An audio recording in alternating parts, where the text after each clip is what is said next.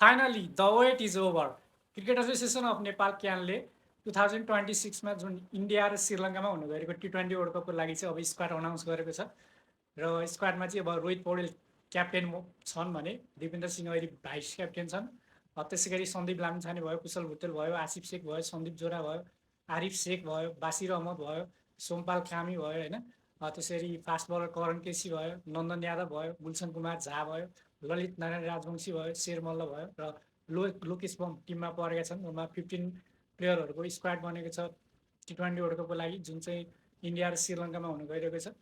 र अब जुन अगाडिको जुन क्याम्पमा परेका प्लेयरहरू मध्येबाट अब प्रतीश ऋषि भयो, साब आलम भयो, त्यसै गरी आदिल राम भयो, विनोद भण्डारी भयो, त्यस्ता प्लेयरहरू चाहिँ अब परेका छैनन् टिममा। त्यसै भीम सार्की भयो र उनीहरू परेका छैनन्, रुपेश सिंह भयो र स्क्वाड चाहिँ अब जस राम्रो लाग्यो मलाई चाहिँ होइन। अब अरूलाई कस्तो लाग्यो स्क्वाड चाहिँ कमेन्ट गरौँ कमेन्ट बक्समा होइन।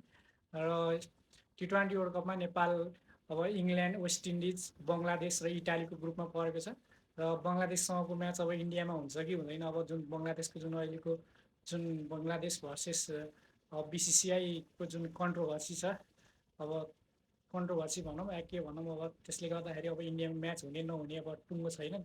त्यो भयो भने सायद बङ्गलादेशसँगको म्याच श्रीलङ्कामा हुन पनि सक्छ नेपालको। र बाँकी म्याच चाहिँ वाङ्काडे स्टेडियममा हुनेछ इन्डियाको, मुम्बईको।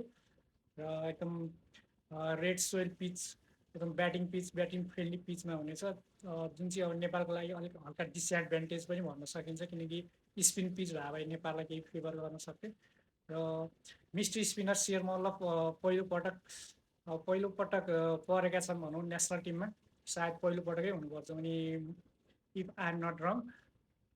र वर्ल्ड कप उनको डेब्यू नै अब वर्ल्ड कपमा हुनेछ भनेपछि एकदम बवाल बवाल हुनेछ होइन। र डेब्यू सिरिजै भनौँ न, डेब्यू टुर्नामेन्टै वर्ल्ड कपमा जान पाउनु चाहिँ शेर मल्लको लागि एकदम फर्चुनेट भन्नुपर्छ, जुन उनको नेपाल प्रिमियर लिगको पर्फर्मेन्स थियो। र एकदम मिस्ट्री स्पिनर भनेर चिनिन्छ।